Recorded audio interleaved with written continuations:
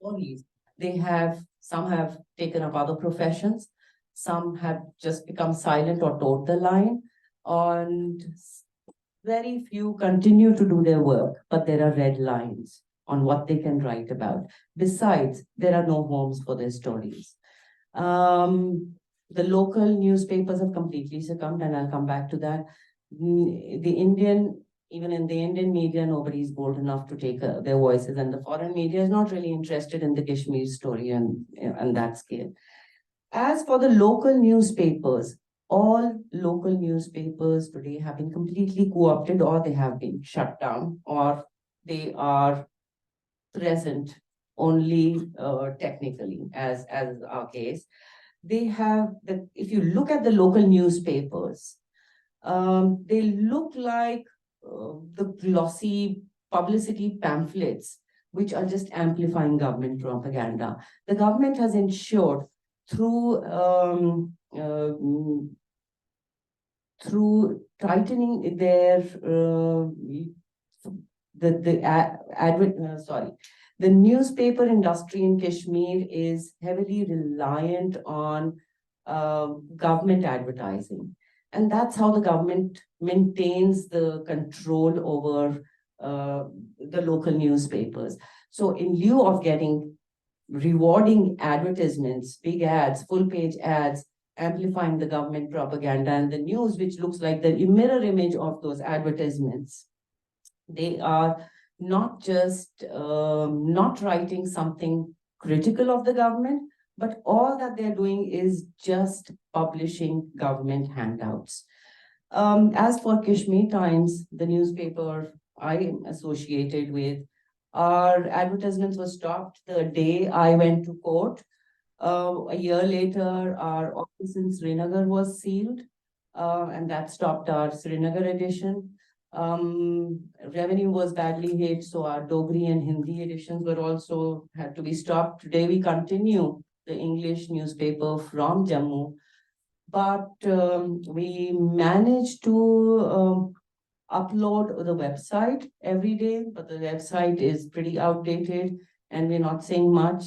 As for the print newspaper, it's a daily newspaper that is sometimes published. It's an old, and Kashmir Times is the oldest newspaper in Jammu and Kashmir, which was started in 1954.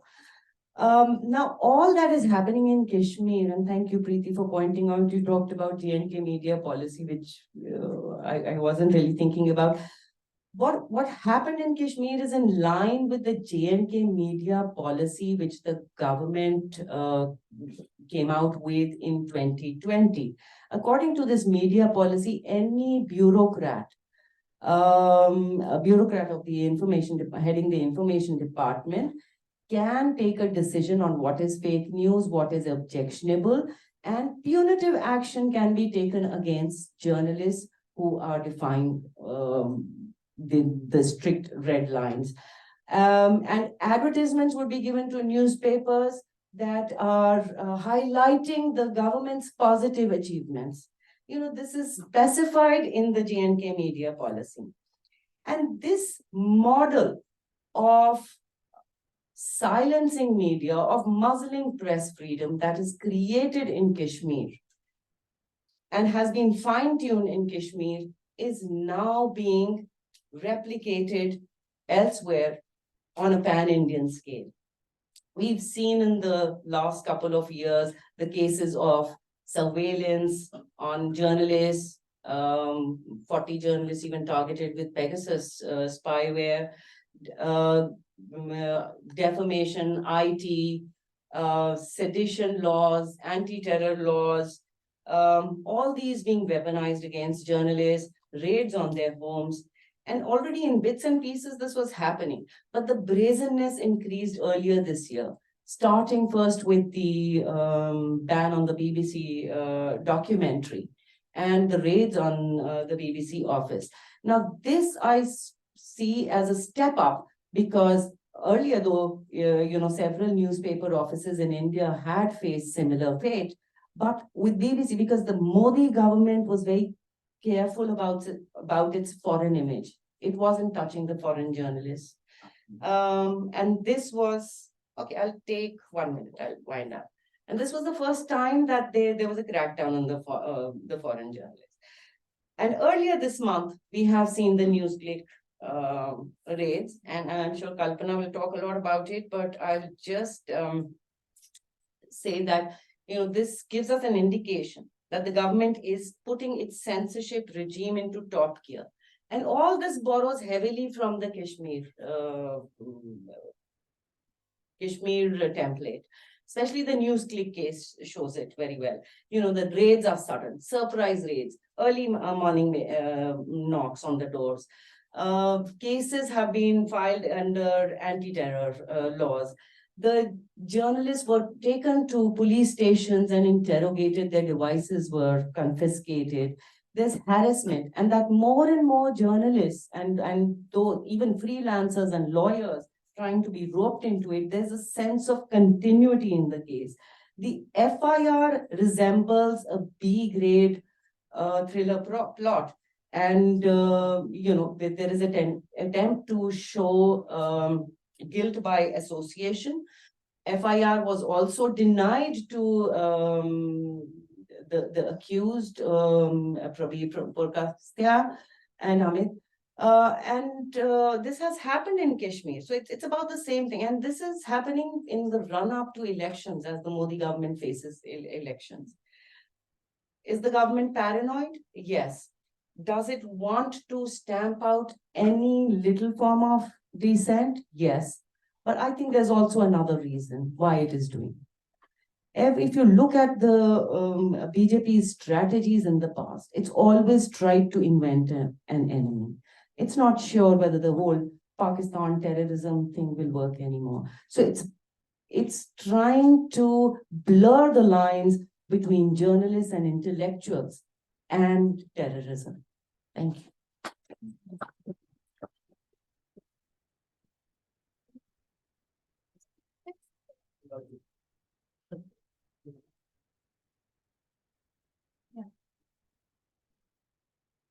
Well, good evening. Hello, I'm very happy to be here as a guest of Hindus for Human Rights, but I'm particularly happy to be in this building because I had a very happy time here about 10 years ago when I taught a semester to J school students on how to report on India. And I think if I had to teach it again, it would be a very different set of things that I would talk about if I had to do that now.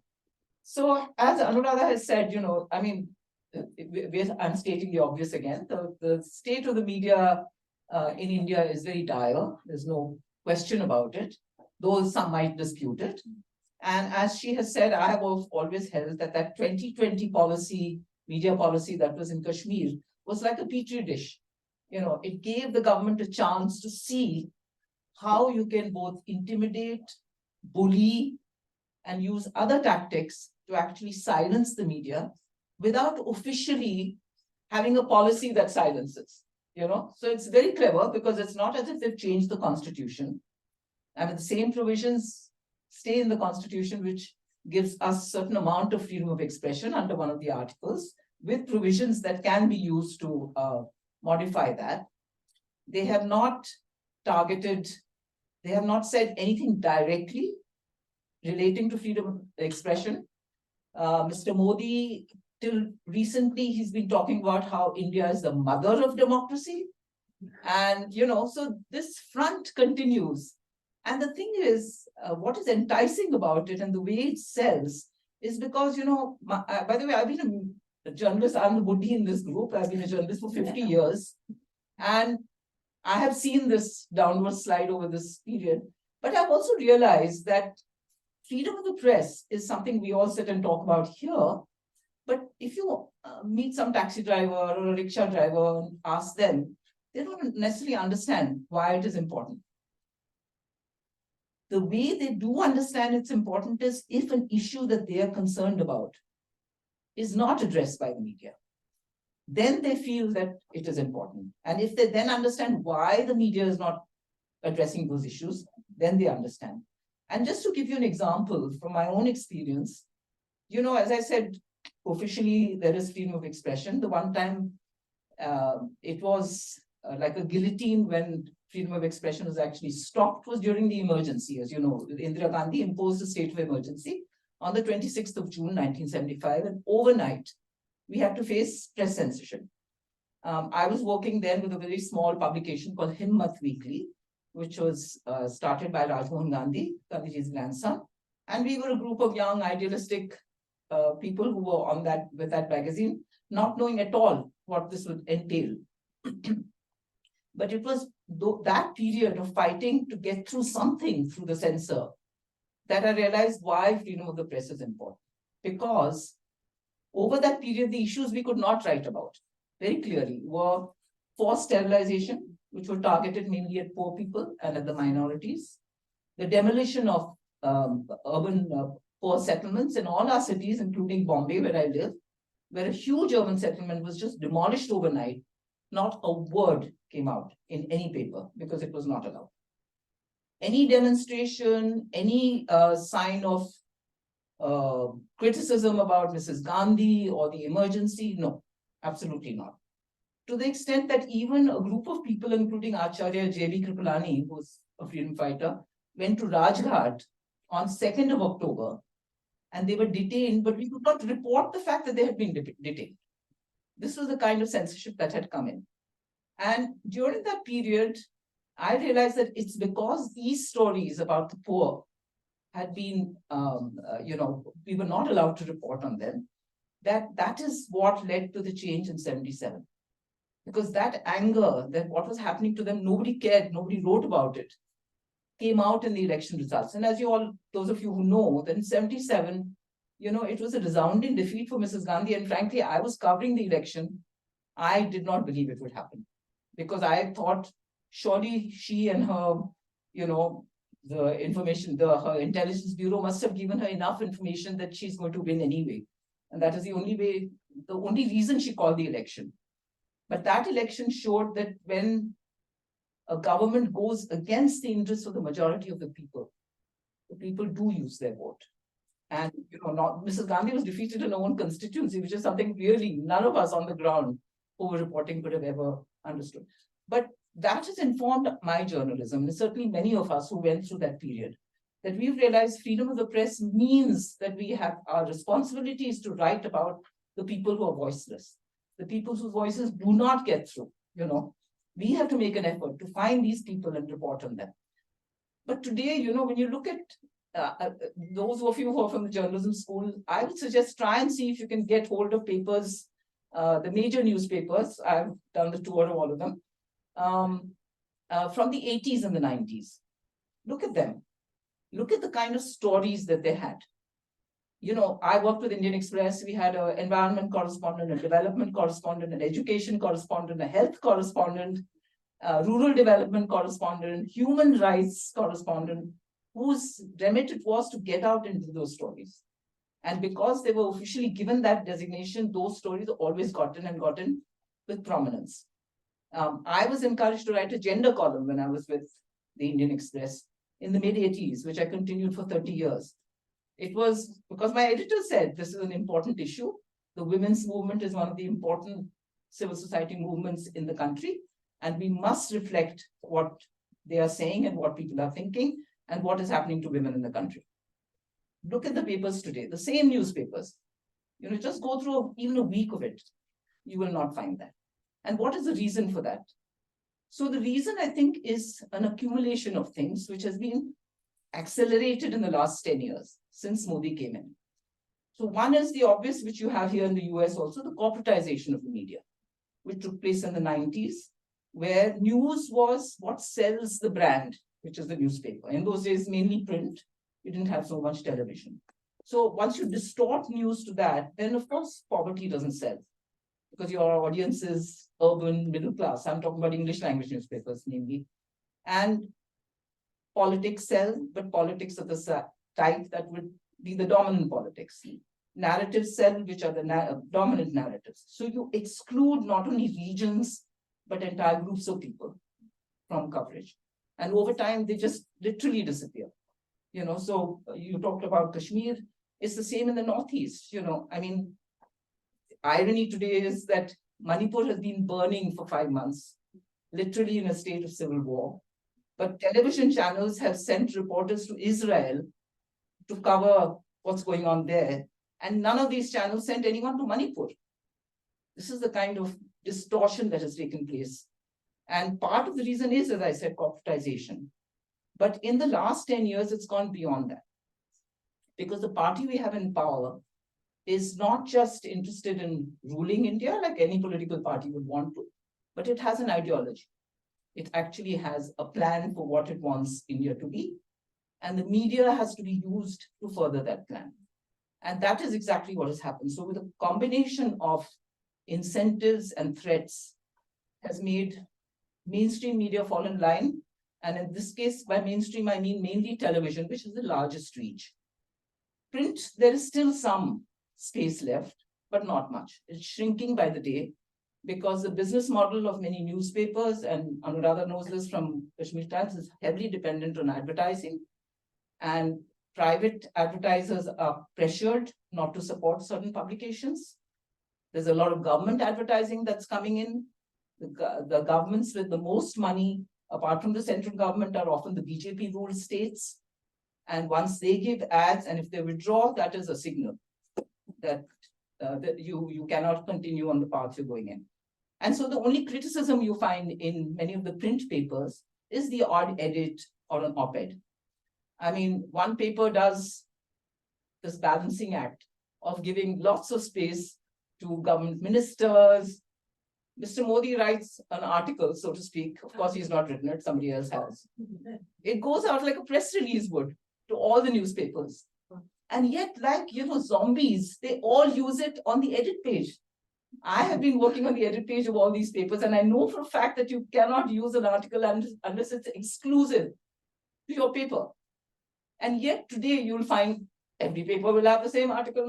It's by Mr. Modi, And this is the kind of slavish mentality that has taken over the media. And that apart, what is even more dangerous, as far as television particularly is concerned, is that they are the conveyors of hate. Indian television, I don't know whether any of you watch it on YouTube, but it's frightening how far they have taken this whole narrative that this government has actually promoted of othering the Muslims, of blaming them for everything. Every issue is converted into Hindu-Muslim, India-Pakistan, irrespective of whether that has any, relevance to the thing. And many issues are completely blacked out. I mean, Manipur hardly got any coverage. They, as I said, they did not send their main correspondents to Manipur to cover it. Instead, they had, some stringers doing a few stories, or this one agency called ANI, which is very much pro the government, which does some of the coverage. And that is the only thing that people see, And one of us might write an article or a comment in, say, Indian Express or the Hindu. Who's reading that? People are watching television, and they're getting the news from social media. So in this situation, I often think back to the emergency, because even in the emergency, L.K. Advani, who was then the information broadcasting minister after the Janta won, he said the press in India was asked to bend, but it crawled.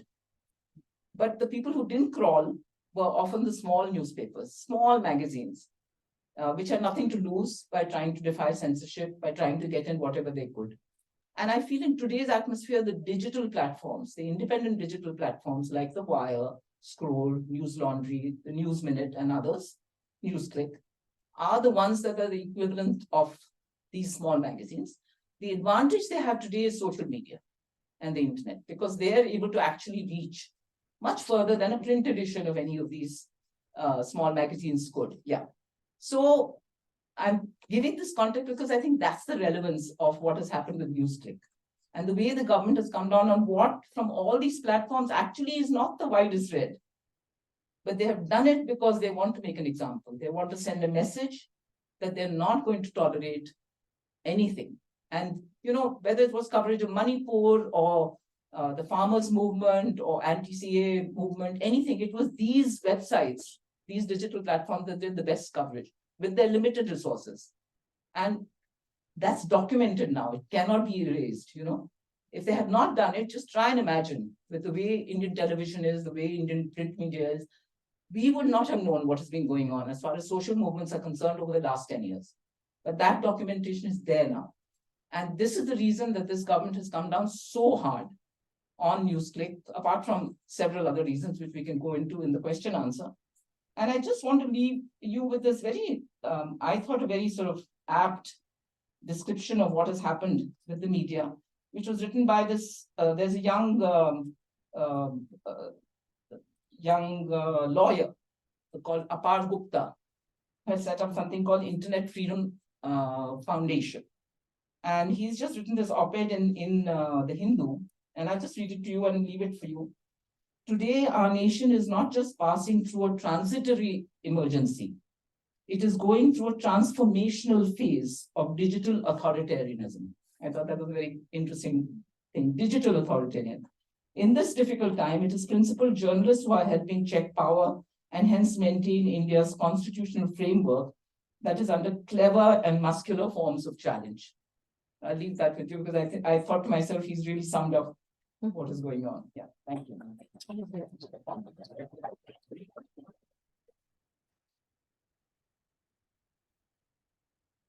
Okay, thank you. Thank you, Kalpana. Thanks everyone for being here. I had drafted some remarks, but I kind of want to ditch that whole draft and go off the cuff because I'm seeing that there are a bunch of people in the audience who possibly aren't from India and maybe not so familiar with political affairs. And so I'm going to attempt a quick, really broad framing of how we got here and that might be helpful for the rest of the conversation. So the government that we're all talking about here is a government that was elected in 2014. And the one that preceded it was a very broad kind of heterogeneous alliance, a coalition that was led by the Congress Party, which is, to make things really simple, the secular party. The Congress Party was defeated, and it was major kind of watershed event in 2014, partly on the claim that the party and its government were corrupt, right? That there were these there was a large-scale graft that had taken place, and the party needed to be turfed out of power. But I just kind of want to break down what the events were that led to this, to this revelation that the Congress Party was corrupt. And I can pick out four four highlight events among the many that took place in the years leading up to their defeat. The first was that a law called the Right to Information Act was used to expose some malfeasance in the government's allocation of cell phone spectrum. Okay, so it used the revelation of this so-called scam depended on the Right to Information Act, which was a law that had been passed by that government about a decade before. So that was one. The next thing that happened is that a government agency, an independent regulator called the Comptroller and Auditor General, an auditor of government accounts, the CAG, filed a report that made actually quite a hyperbolic claim about the scale of this malfeasance. So a government agency then filed an extremely aggressive report against the government in power. And that became, the numbers that he published became the numbers that really drove the third thing that happened, which is that there were huge civil and kind of political protests, public protests against the government, alleging that it was corrupt. And this like anti-corruption movement was born on the streets, and it was permitted to be born on the streets. And then the fourth thing that happened, which is like truly surreal to think about now, is that the government launched a prosecution of one of its own ministers, who was the figure most implicated in this scam. So a law passed by the same government was used to expose some issues. An agency and an auditor appointed, an auditor general appointed by this government, published the report that was used to bring them down. Public protests were allowed and were effective in raising sort of public feeling against the government. And then the government went as far as to launch a legal prosecution of its own minister. So what you see happening there is, in a nutshell, the paradox of accountability, which is that when a regime has enough good governance, the chances are that they'll reveal their own flaws to the extent that they will then be thrown out of power in a democracy. This is how it works with a democracy, with a functioning democracy. And the BJP, which is the party that came to power in 2015 and installed the Prime Minister Narendra Modi, obviously took its lesson about this paradox of accountability very well, because it then proceeded to eliminate all of the sources of accountability, including the Right to Information Act. It undermined that, including the Office of the Comptroller and Auditor General. It undermined that, including the right to protest in public. That is being quickly dealt with. And the idea of the government taking so much responsibility as to prosecute its own ministers is like science fiction now. So the BJP is essentially one way, although this is also in line with its kind of ideological nature, the BJP is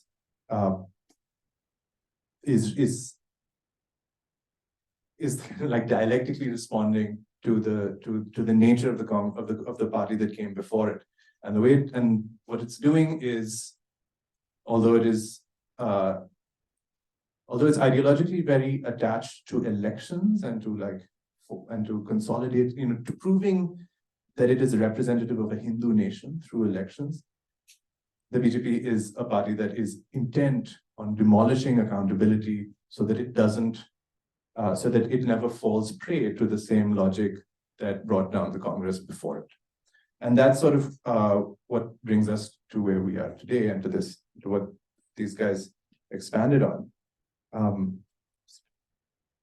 Yeah, well, there's a lot more to say, but I think it's what I want to highlight something that Anuradha said, which is that the mechanism of suppression that we saw in Kashmir is now increasingly familiar and more and more frequently used in places like Delhi and Bombay. And there's another framework there to think about, which is that the technologies of control that get used in colonial peripheries inevitably end up being used in the colonial metropolis. And this is something that is very important to understand in the Indian framework. I think it's also important to understand in any other colonial or imperial framework. But in 2019, when Kashmiri autonomy was ended and the state of Kashmir was dismantled, as Anuradha said, the press was not just suppressed. Media was pretty much eliminated for at least 6 months. There was no internet in Kashmir, right? Is that correct? Yeah. Yeah. There was no, you could not use a smartphone. It was a complete, a black box descended on that state. And that is the BJP's model of good governance. The model of good governance in which you never find out what's happening in the first place. And I think that's the sort of framework I wanted to describe, because increasingly, just like Anuradha's organization was raided by authorities, in the last 2 or 3 years, we've seen that kind of raid happen with more and more frequency to news organizations all across the country. And I see that black box now descending over the news media in the very capital of India, which is a very important country and indeed the largest democracy in the world. So I'm really glad that you are all here, people who are very familiar and intimately interested in India, and people who are less familiar. I hope our conversation is useful. Thank you.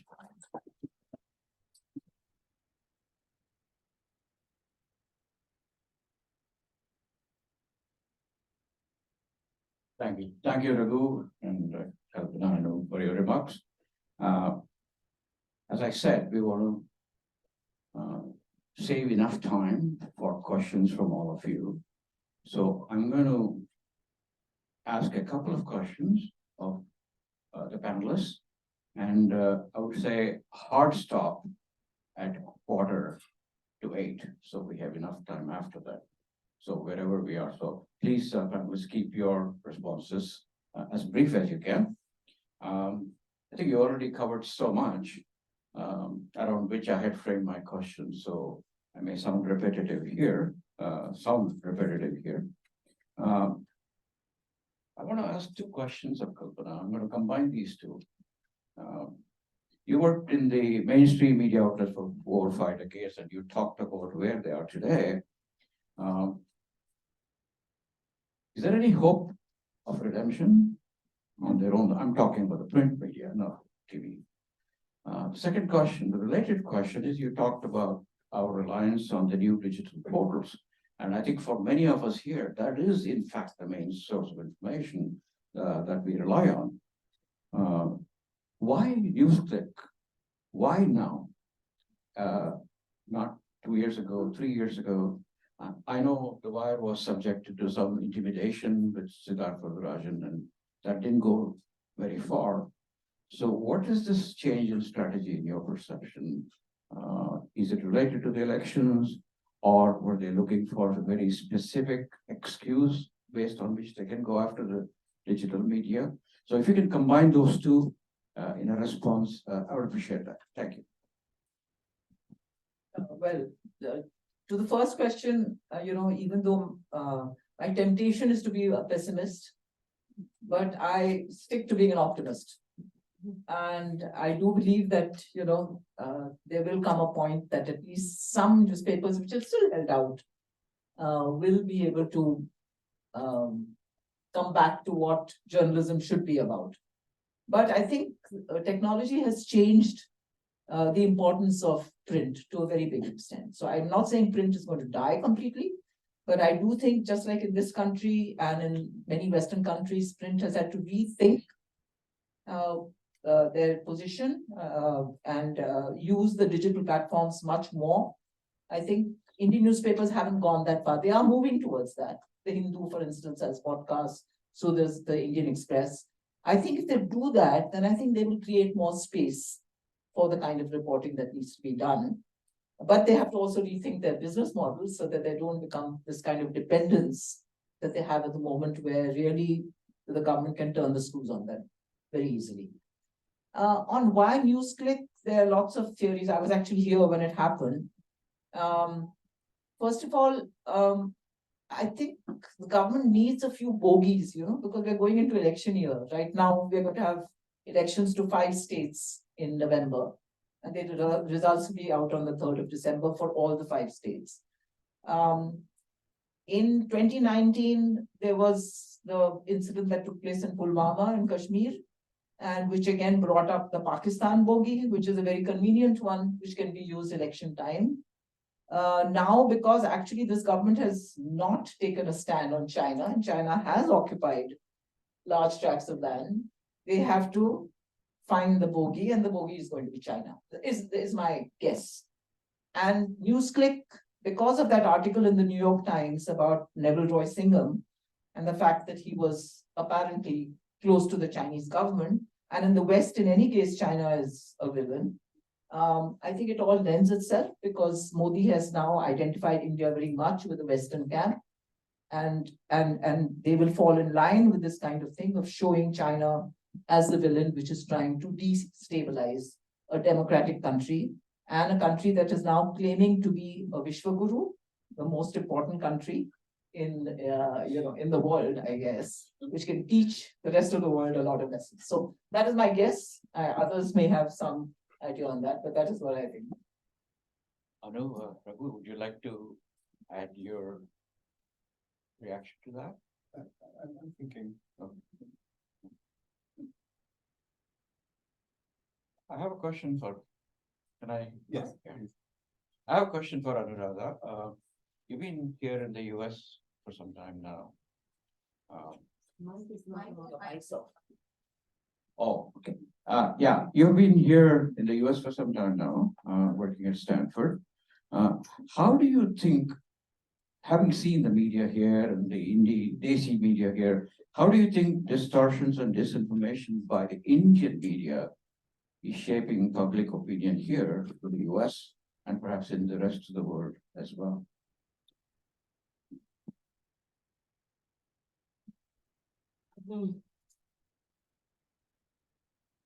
First of all, the Indian media, how it reports, it is creating an information desert within India. We don't know about each other. We don't know about ourselves. As I think Kalpana talked about, why is journalism so important? Because we are not just talking truth to power, we are becoming the voice of the marginalized, the voice of the voiceless, the voice of the people who do not have the power, and we try to bring it on one platform. And that, when it stops happening, there is a tendency to just create a one linear narrative, sketch a rosy picture. Okay, this is the government, this is the benefactor of all, this is the, the people who are behind, the mother of democracy. India is becoming more and more democratic, it's becoming more and more peaceful. So the kind of narrative that exists in the public domain is of development, is of peace, is of all the good things happening. And even though things are happening right under the nose of the people. You're talking about development and flyovers, and you may have potholed roads there. You may have your own children out of school, but you're hearing about, how education levels are going up, and how you may be jobless, but you're hearing about how the economic growth is doing well. And that kind of, I think it impacts the public psyche. What you hear sometimes impacts the public side. And that also feeds into the narrative, not just within India, but outside. There is the foreign media, and then particularly if you look in the West, I've been here, there is, American media is pretty insulated. There's more about America, and there's more about American perspective. And there's lesser about what is really happening. So there would be very few good, well-reported stories from India. The rest of it is the same echo chamber that is being created. Oh, because that kind of suits the Western perspective, which is looking at India as a partner. And that is what is the more, when you see India in the US media, that too, you see more of how India is modern, how India is, there are more schools opening, it's becoming, it's a, place where economy is booming, it's the fastest growing economy in the world. And that's shaping the world's opinion about India. That's shaping the strategic partnerships between countries and the foreign relations. Anuradha, I think that it's also true. I think this is not going to come as a surprise to anyone, but it's also true that the reverse is happening when it comes to Western media. The strategic relationships and US interests are shaping how the media covers things, and that's very central to the major contemporary current event that's on everyone's mind on this panel, which is the raids, the very serious escalation that just took place a week ago against a news website called NewsClick. So the New York Times used to be very much disparaged by the Indian right wing, just like sort of in the same way that happens here. It's like the New York Times, like a bunch of liberals who hate like other, who hate our strong government and stuff like that. And on the whole, the opinion space that a newspaper like the Times would give to contributors from India would be to liberal writers and people who are critical of the government. They've been good, and that's been a valid decision for a while. Something very interesting happened last month, and it happened around the time that America began to very vocally express its strategic alignment in global security affairs with India, around G20 and around this kind of discussion of the security quad in Asia. Which is essentially that, and what's happening there is America is expressing its intent to use India as part of a security framework against China, like a security alliance against China. A month ago, the New York Times published a sort of slightly tendentious article about a man named Neville Roy Singham, which Kalpana mentioned. Neville Roy Singham is a tech billionaire, someone who built a company and sold it and got really rich. What's more unusual is that he's a communist, like a hardcore communist, who is really cozy with the Chinese Communist Party, the way a lot of leftists everywhere in the world like to be. And as a result of that, he's been giving away his money to NGOs and movements and to media organizations around the world that are sort of left-leaning. The New York Times essentially wrote about this. They picked up a story that had already been reported by a magazine called New Lines, and they gave it there was a sort of fuzzy rendition of the picture, which sort of made it sound like Neville Roy Singham was channeling Chinese government state money to these organizations, which is an extremely serious allegation if you are one of these organizations working in a country where the rule of law is like fraying all around you. In fact, that there is no evidence that that's the case. The real story, which is what they were actually reporting, is that he is really cozy with the government. He's a Marxist and a communist, and he is giving away his own money. But what the Times did was they essentially handed the Indian government the perfect excuse to crack down really hard on a news organization in India that had been getting money from Neville Roy Singham. And it's the perfect alibi. This is a New York Times investigation, and these Indian groups have been getting money from China. So there was very, I think, I don't want to make this, I don't think this is the New York Times' fault. This is the Indian government's fault. The New York Times could have taken more care. You disagree? Yeah, it is. I think really for a newspaper like the New York Times to do such a shabby story, I'll tell you why.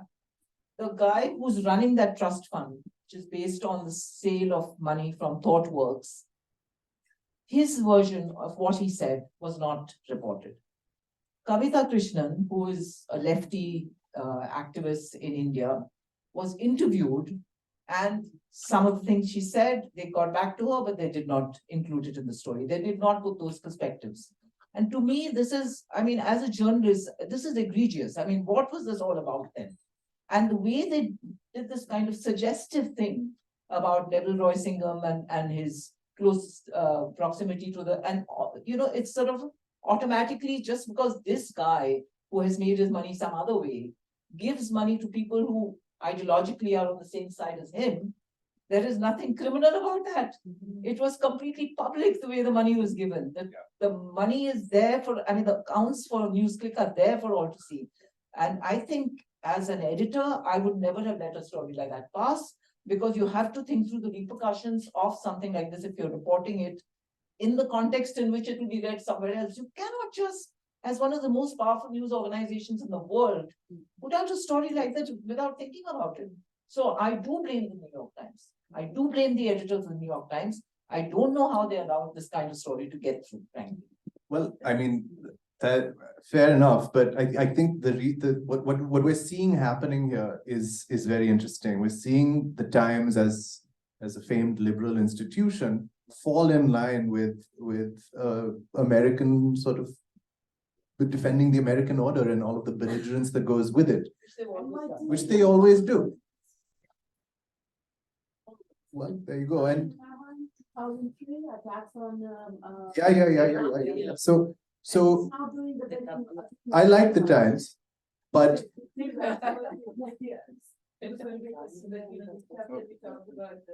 Request for information, those cases, those expose stories. A lot of it was funded by the Omidyars, if I'm not mistaken. I don't know. Well, let's not go into the Omidyars just yet. My point is, the Times is showing a certain alignment with United States global security policy, and that required, sharpening their story against China.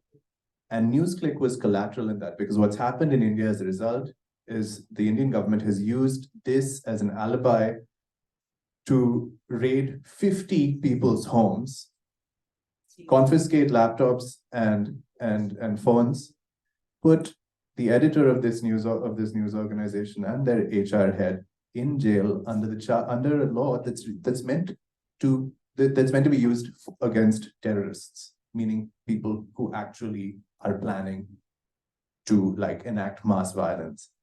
Because and so this is there are 100 different ways to unpick this scenario. It's a brilliant little condensation. It's a tragic situation. It's a brilliant little condensation of the problem we're dealing with globally and in India and in the States, for that matter. Thank you. Thank you for that discussion. If we can take a moment to do a couple of things.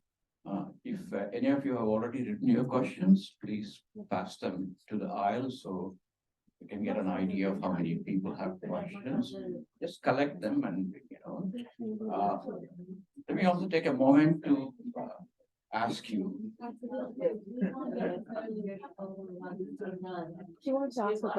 If you haven't registered when you came in, please make sure to enter your name in the register at the table over there. And there is also, if you are interested in supporting Hindus for Human Rights, there is some information on how you can donate to us. I said hard stop, so we have 10 more minutes for my questions. This NewsClick story brought to my mind a question that I wanted to ask. The use of the colonial British era sedition laws that this government has been criticized for highly, and I'm sure previous governments too resorted to that.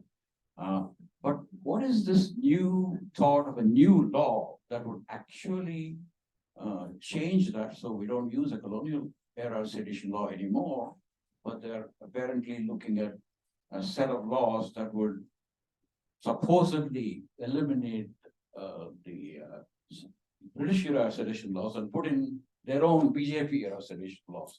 Is that any of you can comment on that? Is that part of the 3 or 4 laws that they're floating around?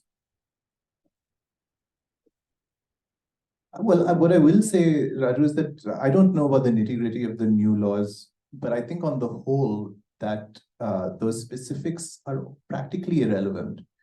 When a government starts to kind of drift away from the rule of law, which this government clearly has, you can use any law to harass and kind of persecute an organization or individuals. And one thing that is, this is maybe a comment that's germane to a journalism school. One thing that is important to remember is that you don't have to be prosecuted for sedition or under a anti-terrorist legislation to be punished for reporting. You can have a police complaint made out against you under a fairly benign section of criminal law or even of civil law. You can be charged with civil defamation. These little things, and this is particularly in India where a police case comes with a great deal of bureaucracy, turn into a humongous punishment because of this bureaucracy. It becomes a punishment of process. It means that you have to keep showing up at court.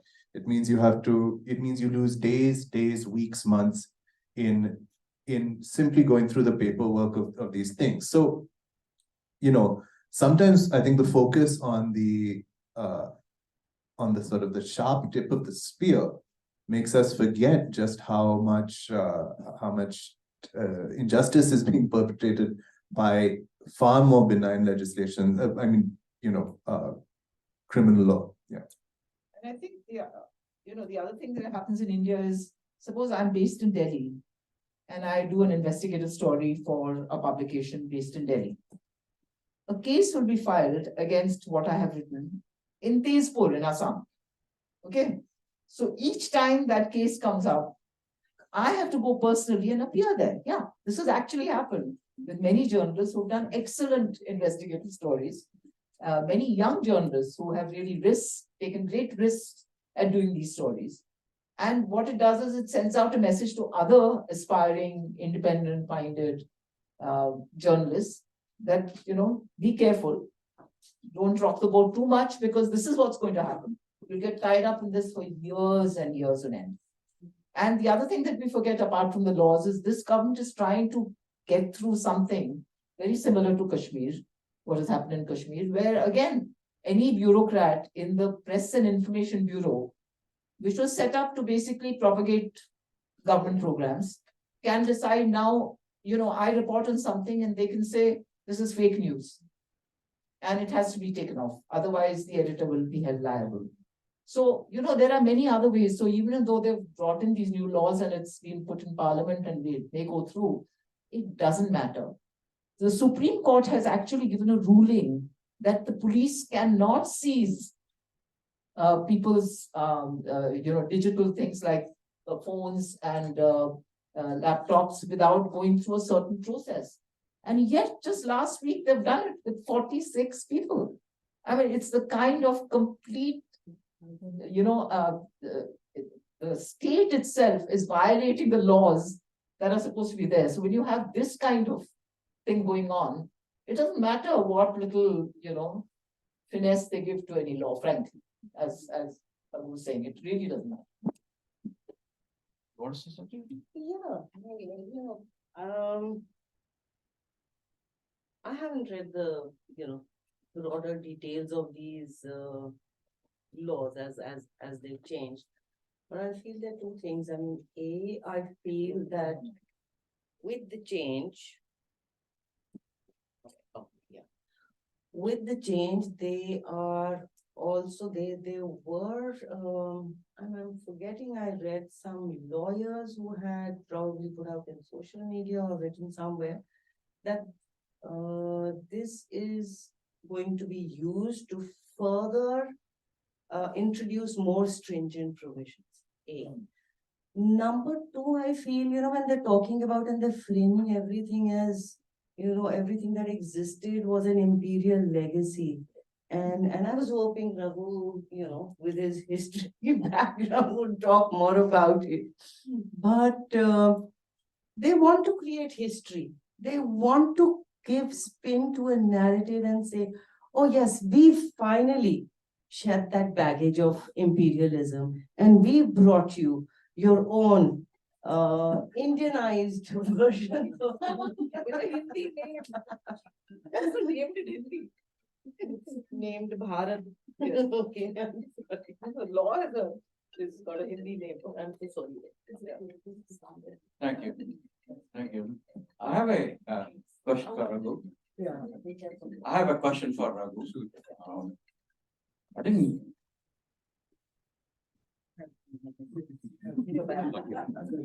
I'm so sorry.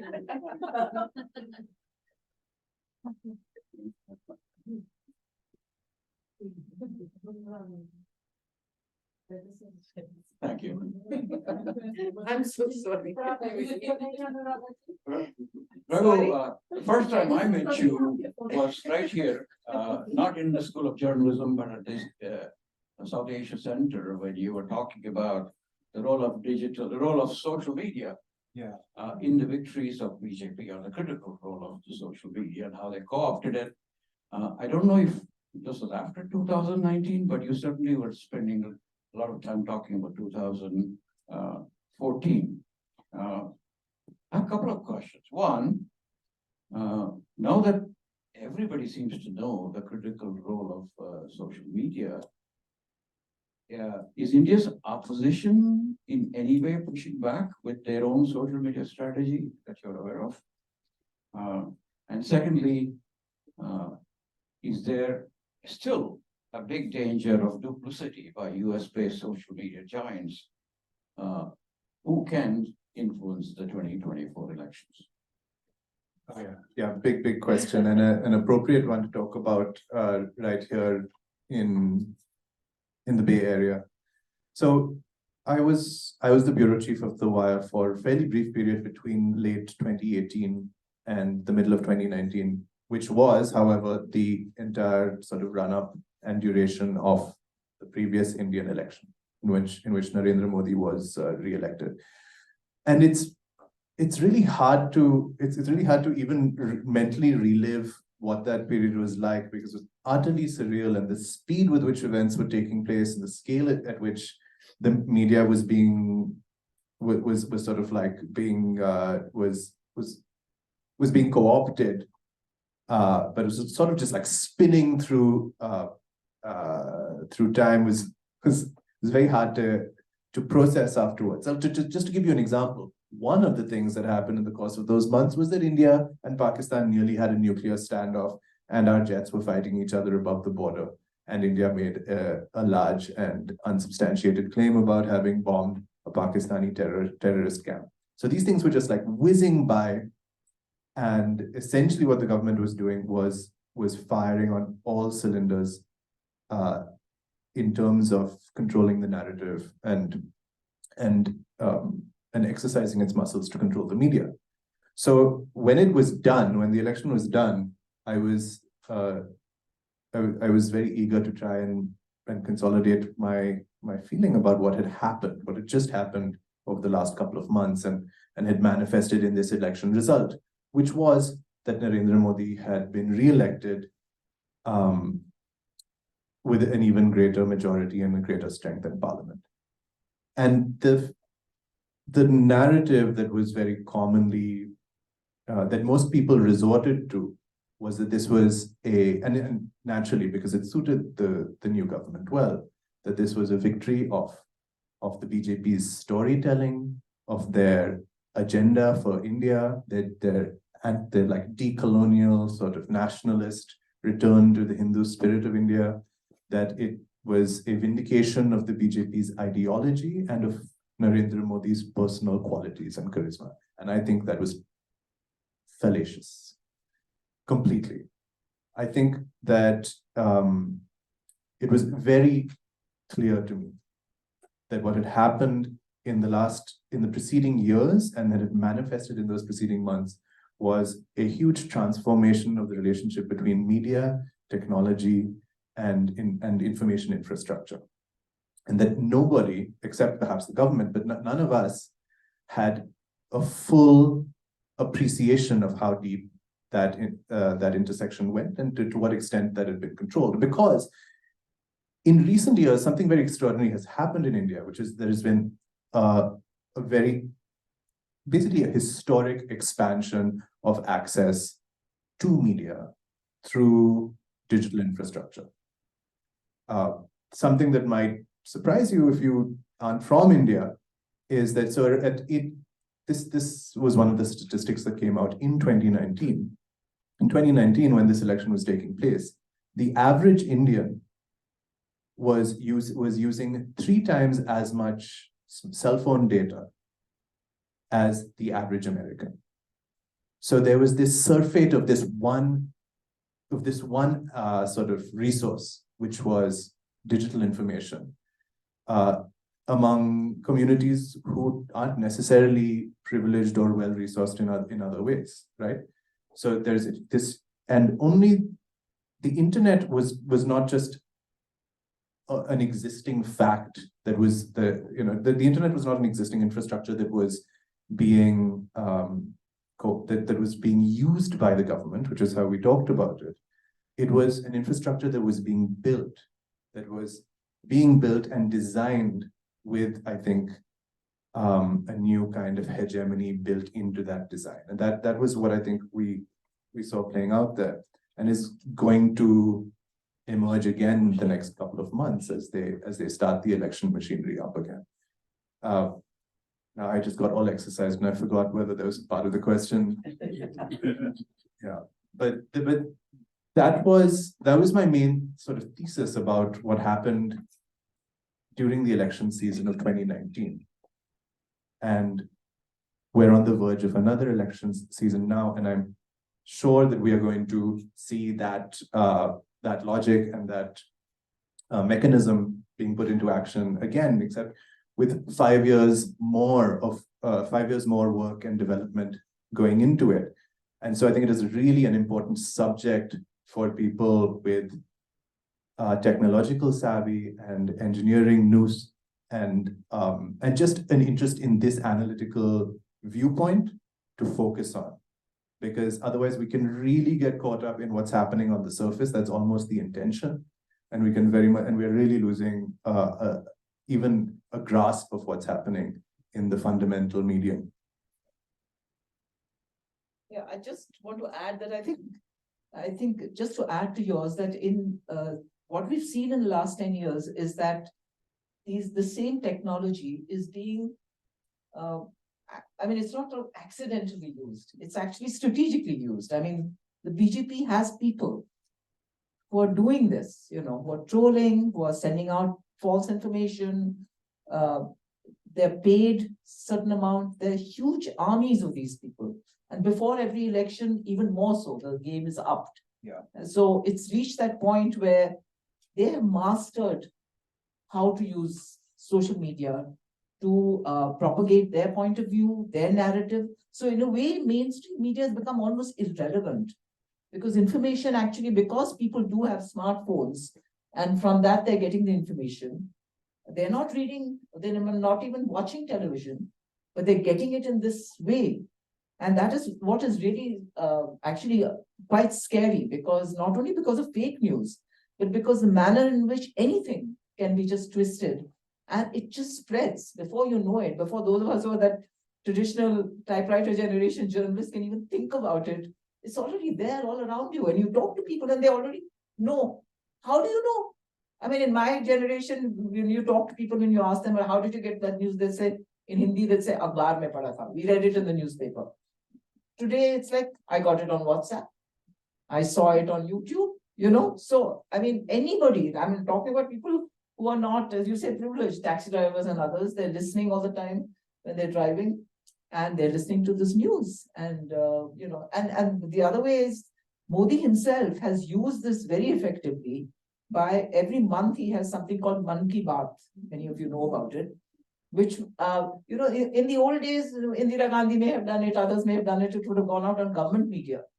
But now it's not only put out on all the private channels, but it's everywhere, people are listening to it. So they have really mastered the art of this outreach. And to counter that, you have to really think strategically how it can be done. Yeah, and I think the difficulty there is that we as journalists are just we're only really capable of thinking in terms of the discourse that's visible to us, so we're like, oh yeah, well, he said this and then they said that, so that's that guy, he won that argument. Whereas what's happening is not even, it's not even just that they have social media teams. The infrastructure that actually creates the channels of information is being built by the government, and more so by very large private corporations which are entirely in client list and crony relationships with the governments. And there's no secret what the identity of these corporations are. Just to give you an example, the company that leapt from being a brand new cell phone service provider with 0 users in 2016 to being the dominant cell phone service provider in 2019 with over 400 million users, 400 million, is very well known to have deep ties with the government and launched its launched its cell phone service with an advertisement that had Narendra Modi's face on it, on the cover of all the newspapers, then launched its first handset device in a mega launch, in which they demonstrated the sort of voice activated function by saying, by the son of this ultra billionaire demonstrate. He was standing up on stage and he said, Gio, play Man Ki Baat. And then in this massive launch, up went, the phone played the Prime Minister's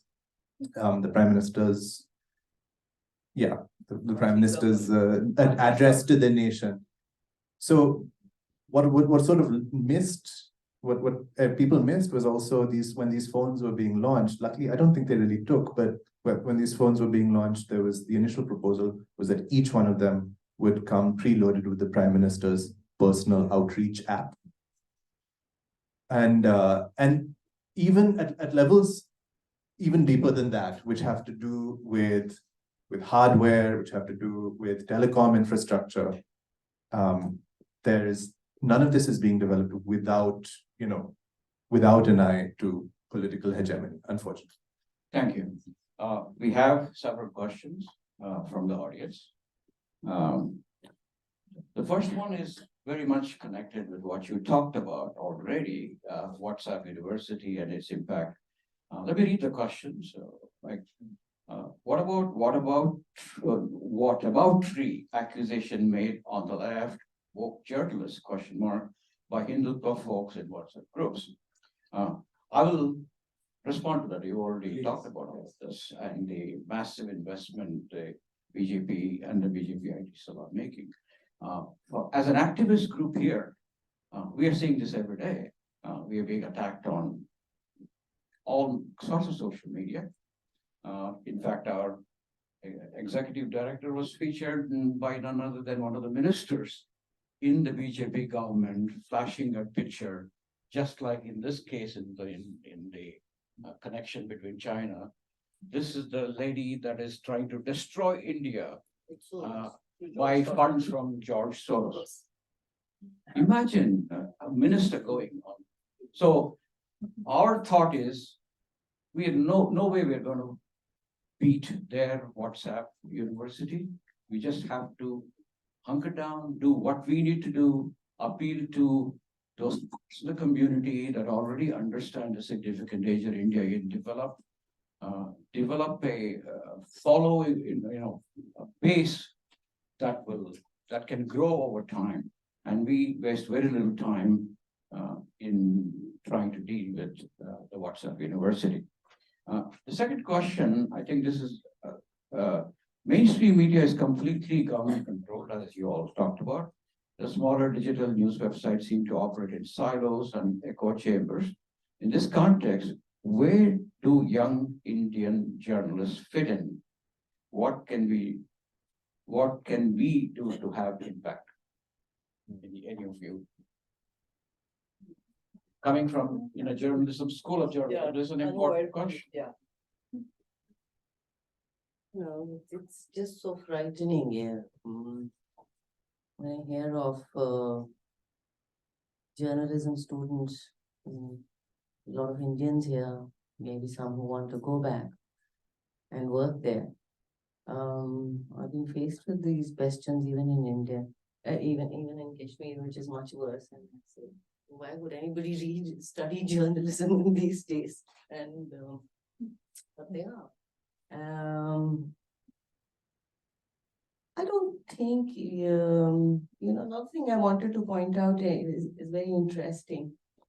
That this was I was in UK last year for some time, and I met somebody whose niece apparently had studied from a journalism school in Bombay and got a job with some small news organization or news web portal, which her first job, worked there for a year.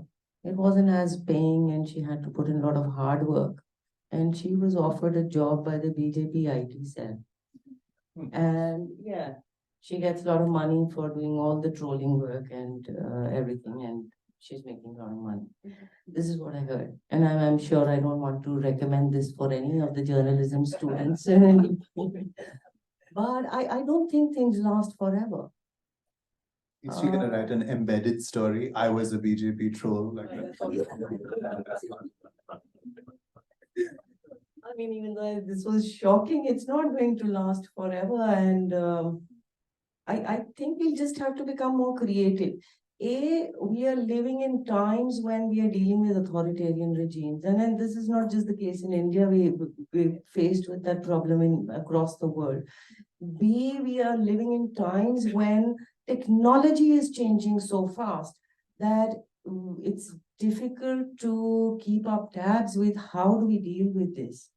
How do we deal with a technology that is so useful and has completely revolutionized the world? It has made our lives better and easier, and yet the most miserable, because it's also a tool in the hands of those who want to repress you and those who want to create inequalities.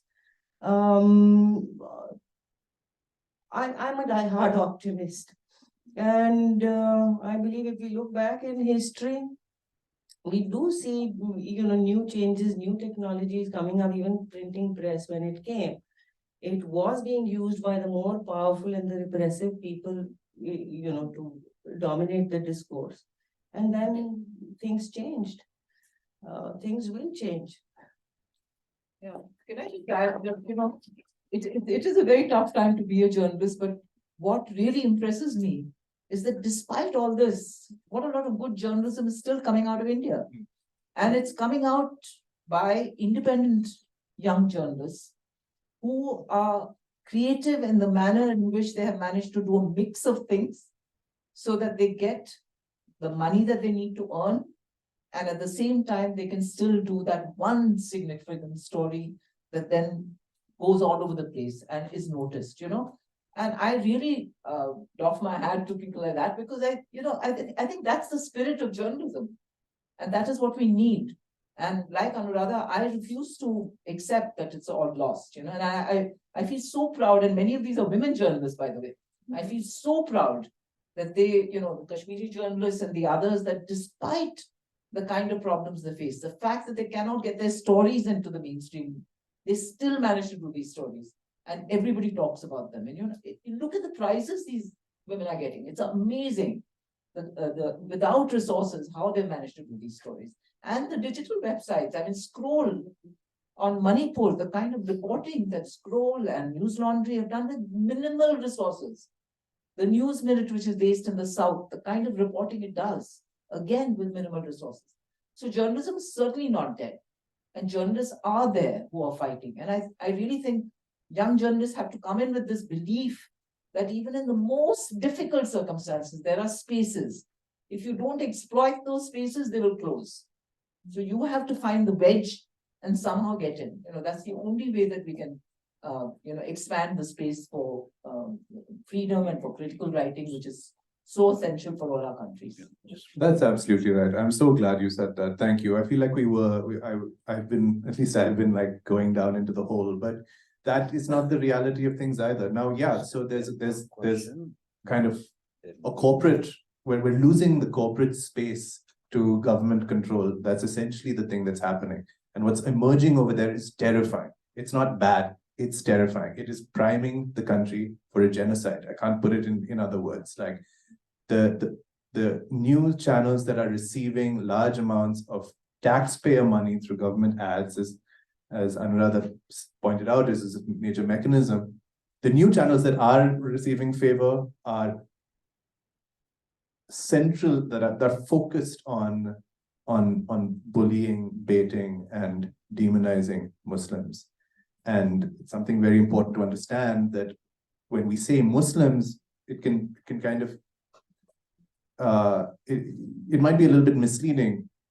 One thing you need to understand about Muslims, about Muslims at large in India, is that they are also the least economically privileged community in India.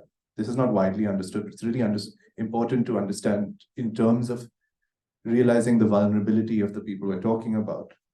I think that what the Sachar committee report said is that the Muslim community in India, largely speaking, is more economically deprived than the scheduled castes, who we refer to as Dalits. And that means that this hateful energy is focused on the poorest people in India. And what that could translate to is bad news. But now I'm going down the hole again. What I meant to say is that there still isn't a shortage of good journalism, of brave journalism, creative, well-written, funny. All of it exists and is still coming out because there's always space for adaptation and innovation, and the internet helps with that, as it turns out. And that's maybe something that requires a lot of attention too. The fact that there's so much space for counter speech, regardless of anything. Thank you. I think we'll take a break and watch a documentary on Ravish Kumar. How long is it? One of our community sponsors, which I didn't get to announce earlier, is Third Eye Film Fest, and their festival is happening later this month.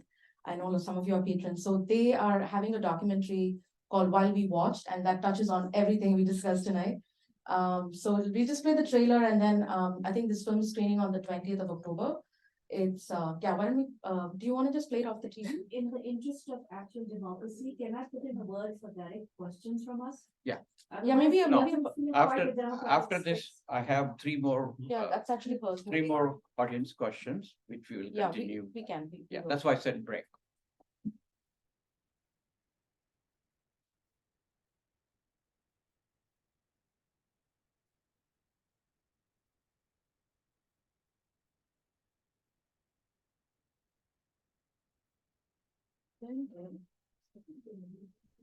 Go back to the beginning. Yeah, just play it from the beginning.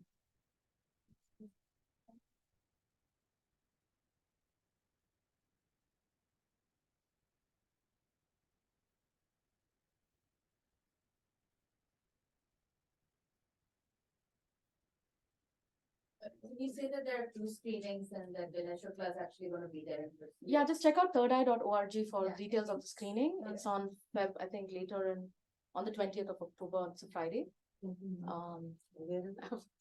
It's in San Francisco.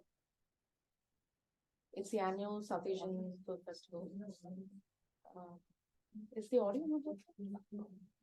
Why don't we do this? Why don't we keep Why- talking? Why don't we have a While you While figure you this out? figure that out, let's complete the few It's, questions. Puma, do you want to just come up and say your comments and That's a see? great image to land on. Yeah. Yeah. Yeah. Hi, my name is Uma Dar. I can speak without the mic. Can you hear me? Okay, so my name is Uma Dar. Thank you so much for this excellent panel. The question, Rajuji, that you raised, there are actually excellent studies and reports out there. One of them came out last year, the Stanford Internet Observatory, which is a new institute there. They were looking at the movement of fake news across the world. And guess what they picked up? Nothing from Russia, nothing from China. They picked it up from India. And where in India? The Chinar Regiment in Kashmir. Their first report is on the plethora, the infinite number of lies, trolls, fake sites, fake people that they create for their propaganda. So in the interest of colonialism, right? And another thing that also goes in, it directly connects with what everyone was talking about, is the EU disinfo lab. That there are more than 750 fake media portals run by some really creepy guy who was an ex-raw agent. And they've all been traced. And this again, EU connected with the European Union's Parliament, again, this interest to look at the disinfo that has been flooding, deluging our worlds, our virtual news world since the last decade. And again, sourced to one particular Indian, organization, and 550 fake nonprofits. Nonprofits that actually get hearings at the United Nations in Geneva and in New York. I mean, this is, have you guys seen those? Yeah, reports? that was well reported.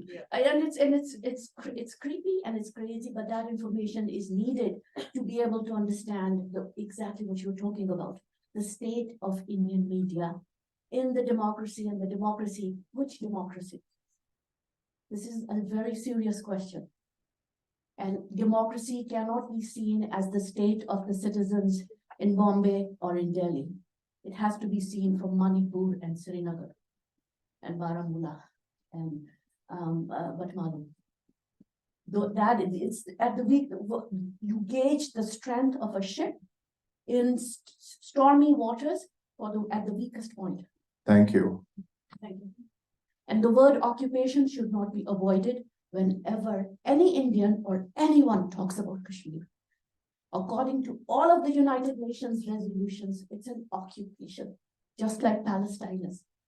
Yeah, unfortunately, And if you do use that word, then like Arundhati Roy, you will No, I know use that. this word in a speech 10 years It's ago. illegal right now. Yeah, I got it. Yeah. I got it. Thank you. But Arundhati Roy used made remarks about Kashmir 10 years ago, and it's just Now been- she's got a case against. has got a police case against her and is going to be prosecuted. And we have Irfan Miraj, we have Khurram Parvez, we have Asif Sultan, we have Sajjad Gul, we have Fahad Shah incarcerated for journalism, for doing their work, for acts of terror, for doing their work. And they call people from United Nations who go there, who want to go there observers as intellectual terrorists. So I think those terms have to be fought unless we want another Nuremberg trial where all the journalists will be put on trial for not resisting this fascist government. Thank you. Thank you. Thank you, Kumar. Thank you. I just wanted to give my reaction to what you said. We talked about the domination of social media by BJP, use of tools that were created right here in our backyard. And yet the community here, which ought to be doing something to confront the social media giants, is simply not happening. Even at a level where Google, for example, they have these lunchtime series. If you wanted to talk about caste, if you wanted to talk about anything, Islamophobia, it goes through a screening committee of employees, I bet most of whom are Modi supporters, and those are all rejected. So there's such an insidious process where employees within the company who may be against Modi regime are practically isolated. They cannot do anything. In fact, a couple of them have been fired for trying to bring in a discussion of caste. So this is the million-dollar question that bothers me. What are we doing here? What are some practical ways we can confront social media giants? If you guys have any bright ideas, we'd be happy to follow. But I kind of imagine in my dream standing outside Facebook, 1,000 people with placards and so forth, and doing what we need to do to express our concern about the destruction of other democracies. I call them digital dictators. They're worse than actual dictators. So this is something we all need to think about. If you have people that are working with some of these social media giants, if you're able to form a group that can discuss about what we can do, there's nothing better than ex-employees or employees within these organizations who can join the fight for democracy. So that would be my ask of all of you as you go. Yeah. Maybe the Berkeley School of Journalism should create a unit in which I just spent a year in New York. My own experience. Okay, well, this is important, and maybe the Berkeley School of Journalism should create a unit in which journalists, students of journalism, are allowed to team up with students of information technology or engineering or computer science and are able to look into some of these questions using like shared tools. And I think that could be really interesting and useful. Yeah, that's a good idea. But it needs to be pushed by the students of journalism, because in the technical world, and I've been dealing with it for the last 1 year, I've been here. And last year, my fellowship, I was working on this whole question of, digital shutdown, the internet shutdown and digital surveillance. And here in Silicon Valley, I'm at Stanford. Stanford and Berkeley literally created this space. You don't see these people in the tech sector or those researching in the tech side. They are looking for creating the next invention, but they are not looking at how we can save what we have. So as I spoke to them about these things, I come from a place which is where internet is shut down. They actually look at you, you've come out from some dinosaur age. And you talk about digital surveillance and they say, oh, these are these NGOs, list of NGOs, and maybe you can ask them how they can help you.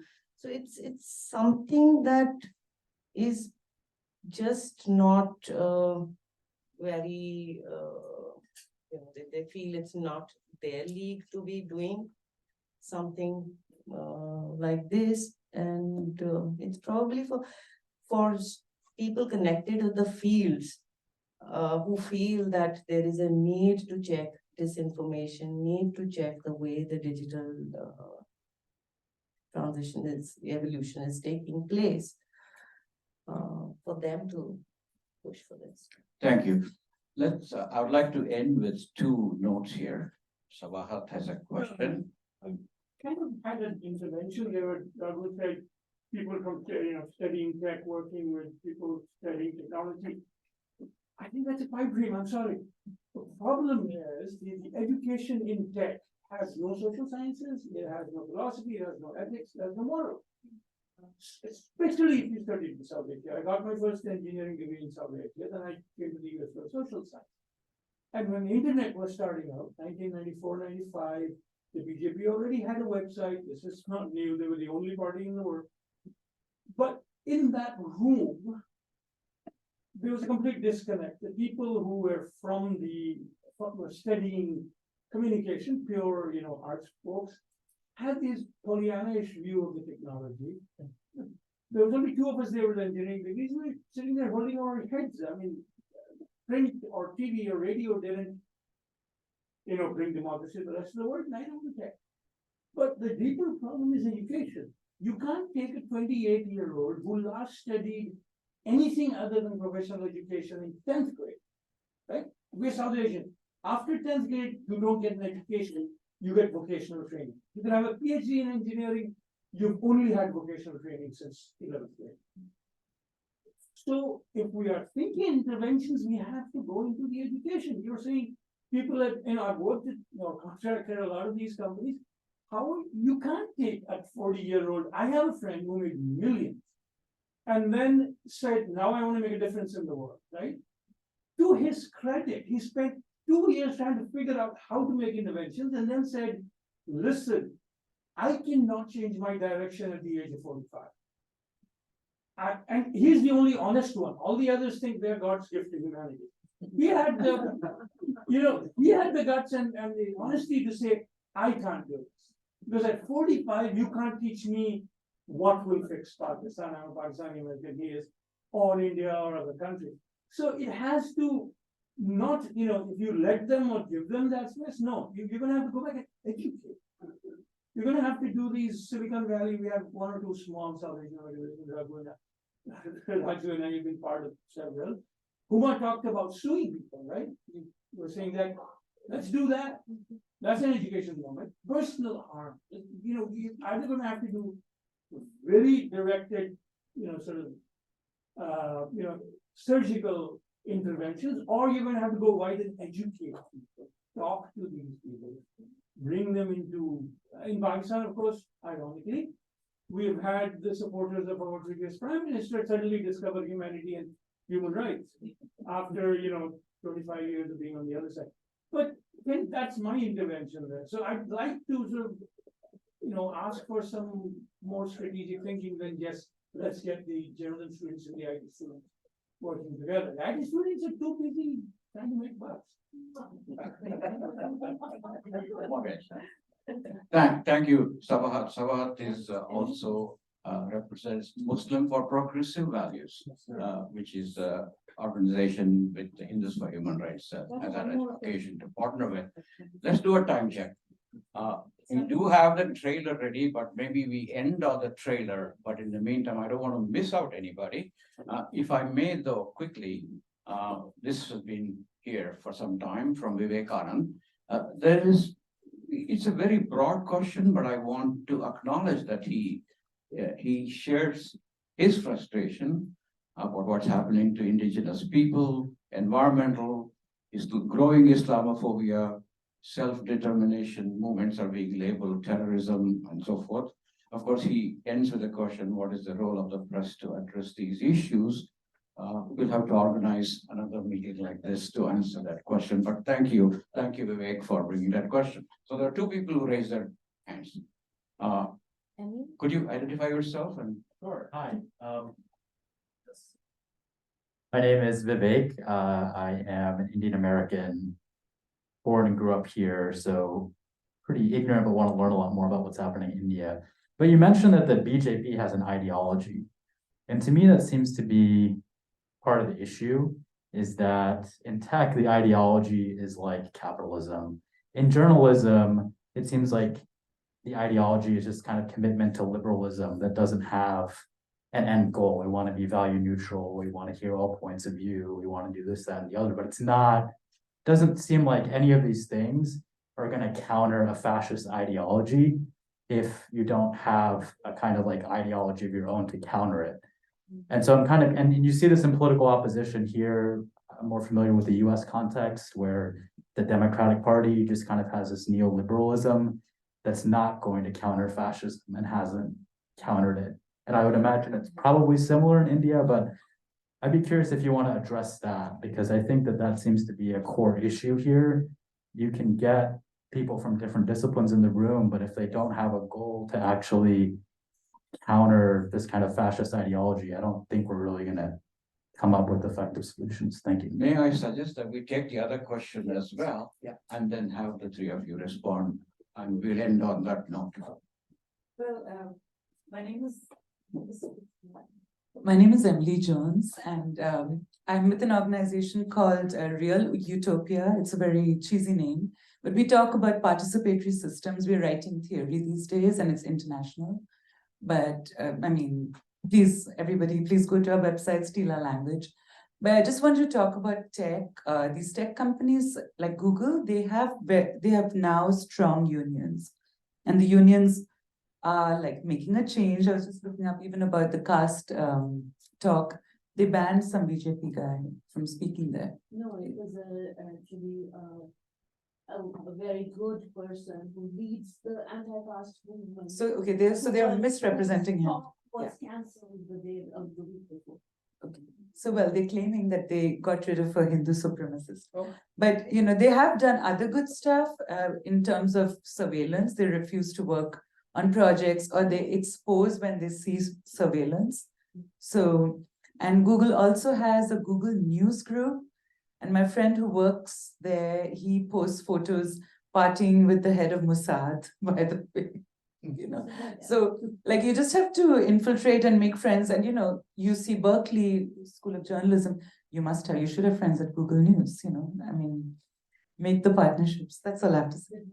Is he tagged as head of Mossad? Like, No, he's like, yeah. are we supposed to know who He's he on a is? boat. Who's I up know. with him? I've saved all the photos because I'm a private friend and there's no need to expose him. But you know, like he gave Pete Buttigieg, Kamala Harris the tours on the same day. You know, this was for the election. Why are they in Google News? Thank you. So any response to these two questions or comments, and any final remarks from each of you? Well, I think one response to Vivek's question is that I don't really think that journalism should be constructed around an ideology that is, around a contrarian, around an ideology that's intended just to fight any other ideology. I think journalism is a profession, and what's most important, there are professional norms and protocols. I really strongly believe that, and I think that's an important defense for journalism when they come knocking at night. That said, I think a lot of there's a great deal of power in anti-fascism as an ideology. It's been demonstrated before. Of course, it helps if you're a communist, but anti-fascist alliances are there are historical models, and I think that maybe I don't understand them yet as well as I'd like to, but I think that there's a lot of power in just that. I would say that, taking off from Raghu, that, I think that the danger now is that what we have been taught as journalists, this both sidism is taken to a extreme, which actually leaves everybody confused, including the people who are writing. And it began, I write on environmental issues, on climate change, for instance. One scientist says something that debunks the whole thing of climate change. 6,000 scientists have evidence of climate change. And yet, in the interest of this both sidism, these stories are run. I think this has to be rethought, by us as journalists, is how we tell the story so that we don't fall into this trap of actually giving a platform to people who are not speaking on facts. And I don't think that is partisan journalism. I think that is the way we have to think about it, because of the fact that technology has changed and there's so much fake stuff out there, that how do you deal with it? Then how do you also restore the credibility of journalism, And I think the way to do it is really to think about this and not to fall into this trap. And I think the other thing is that I really feel the credibility of journalism in all our countries would increase if we told the stories that are not being told. In India, our natural resources are being literally gifted to private business who have no regard for sustainability, even on climate change or any of the other things. This is taking place all the time. And poor people, marginalized people, are the people who are dependent on these resources, who have no voice. And the media is not writing about it. I think that is the thing that has to happen. All right, the larger things of ideology and all are, of course, there, but if we are talking about the media and as journalists, I think this is the way the media can counter these ideologies. Not entirely, I agree with you.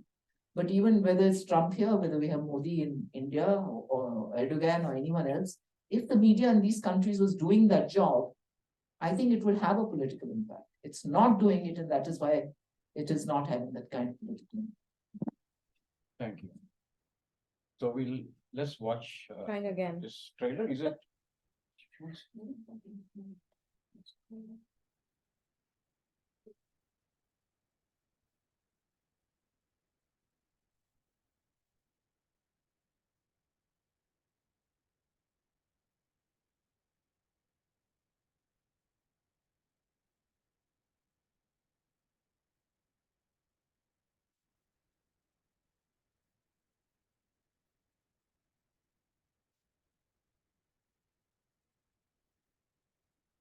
आज जो चैनलों में हो रहा है वो पत्रकारिता नहीं,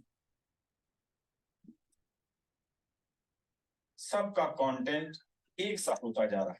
इतना बड़ा खबर हो गया, आप देखिए कहीं चला रहे हो। हिंदुस्तान के खिलाफ बातें करता है, घर में घुसकर मारेंगे तुझे। जब भी सूचना गायब हो जाएगी, तब भाषा में हिंसा ही आएगी। रवि कुमार आई वन में, और इस समय है गलत रास्ता छोड़ दे। एक डरा हुआ पत्रकार लोकतंत्र में अधमरा नागरिक पैदा करता है। नमस्कार, मैं रवीश कुमार। देश को तोड़ने की बात करते हैं, हम ये बिल्कुल सहन नहीं करेंगे। न्यूज चैनलों के जरिए यह शहर आपके बीच खोला जा रहा है। पूछने वाले को देशद्रोही बताया जाता है। फॉलो कर रहा था, देश से फॉलो कर रहा था। क्या आप मेरे साथ गाना चाहेंगे? रमेश कुमार को मैं चेतावनी देता हूँ, छोड़ देना चाहिए। सरकारें जैसे ही बताएगी वैसे ही खबरें करनी है। हम भी यही सोच रहे हैं।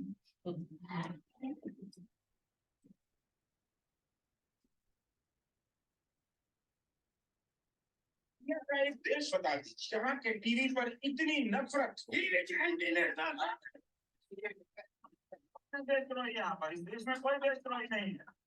हम जब भी चुप रहेंगे सत्य से भागते ही रहेंगे।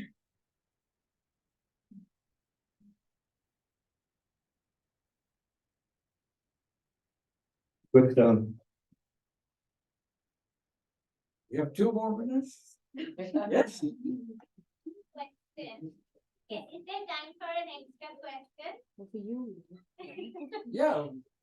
I guess the question is just that, I mean, we're all really scared about the 2024 election. And we know that like the media there were things, the media probably didn't do the best job in the run up to 2019. And I'm just wondering, what do you all think the media needs to be doing from now in the run up to the Lok Sabha election that is so close now?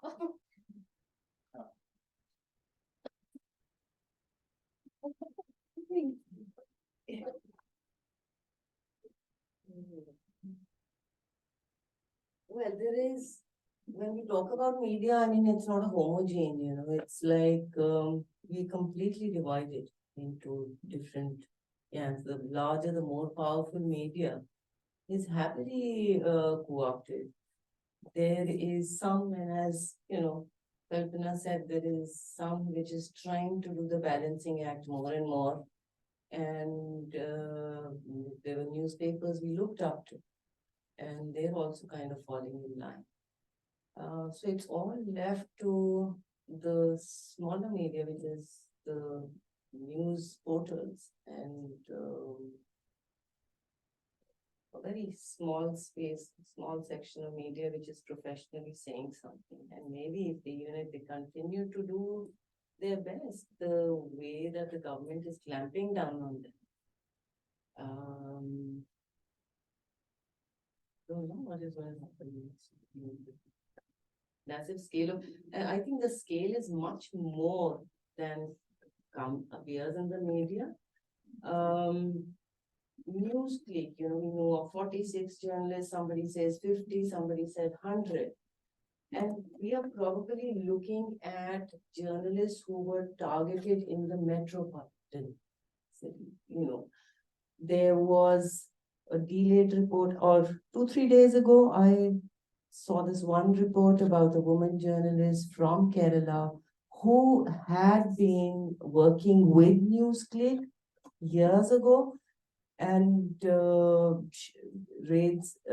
she faced the same thing. Her phones and her devices were taken and confiscated a week after the NewsClick raids. And so it's happening continuously.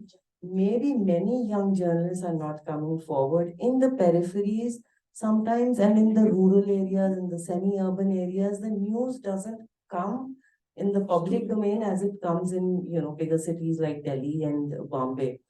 News Laundry did a story 2 days ago, and which is quite telling. This is about a journalist who in 4 days had 11 FIRs lodged against him in different cases in 4 days.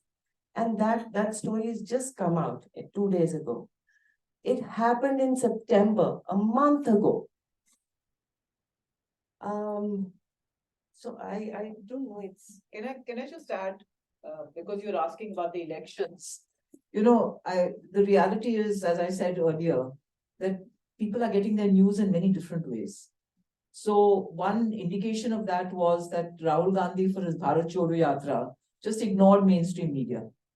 And he used all these young influencers and others in social media to get the story out about what was going on in Bharat Jodo. And it's extraordinary how many people actually followed that and got to know. So some in the opposition are beginning to use their heads and getting a little smart about how to do it, because mainstream is going to ignore the opposition. That is given. And I found from my journalist friends in Delhi, for instance, who cover UP, they told me that actually nobody even watches these channels. They watch something called Lalan Top, which is the most popular, and it's on YouTube. So, we don't know actually. The stuff is getting out. And as I said, in the emergency when there was only print, there was a silent Indian voter. And she knows who she wants to vote for. So let's not despair. We don't know. Things are happening that mainstream media is not reporting. That doesn't mean things are not happening. And it doesn't mean people are not thinking. Indian voters are not idiots. They know what they want. So we'll just have to wait and see. And this December 3rd, when the results of these 5 states come out, will give us some indication, which means, of course, if it goes against the BJP, we're going to have some big dhamaka in order to divert attention. Be prepared for that also. And also an earlier election is my prediction, that they might just push the general elections earlier in order not to give the opposition the time to get their act together. Any comment? Very quickly, 4 things that I think journalists can do and can kind of try to double down on or focus in on in the months ahead. 2 of them building on things that Kalpana just said. One is look for spaces in social media and new digital, sort of platforms, and don't neglect those, but bring journalistic training and rigor and professionalism to those spaces. I think that's highly effective. The second is don't neglect people's movements.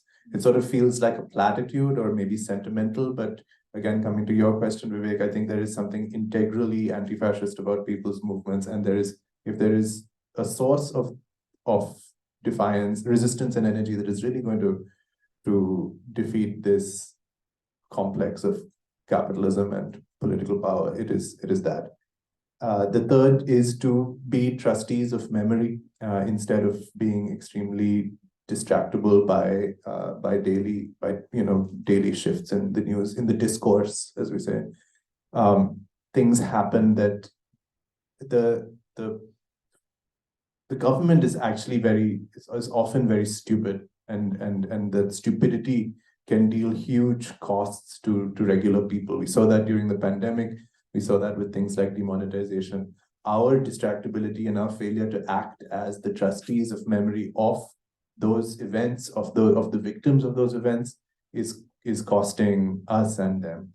And the third is we all have to sort of train ourselves to not be afraid. It's a thing. Like you can choose to not overreact to a sense of threat or intimidation, and you choose to steel yourself and to encourage each other. And it's very easy to give them what they want by becoming by being scared off sooner than you need to be. And I think that's totally avoidable, actually. On that note, thank you, thank all of you, and thank you all for staying back. In case anybody's interested, November 16th, Prime Minister Modi is visiting San Francisco. Look for our flyer on participating, and that is also a place where I think many of the CEOs of social media companies will be there. So it's a good place to register our protest for what it is worth. Thank you. And most of all, I want to thank the team here at the School of Journalism. They have been fantastic. And I do hope we can work with you guys more, as things are not going to change overnight, but we need to have more of these kinds of sessions. Thank you. Look forward to other Desh Videsh announcements. Your email list will be used purely for that, to announce the next Desh Videsh, and it may be. Raju, if I may, can we thank you also, because you are actually a very tireless force for sanity and business. By the way, to Sabaha, I'm 76 and I'm still trying to change.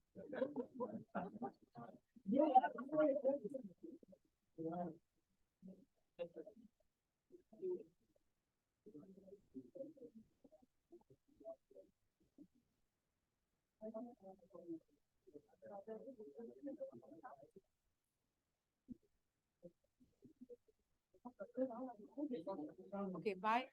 Bye, people. Thank you for staying as long as you did. Good night, especially the East Coast people. Hey, Vijay, you didn't send your question. I was waiting for it. Was it okay though? Okay, we'll talk later. Okay, bye. Bye, everyone. Thank you, David. Bye, everyone. Good night.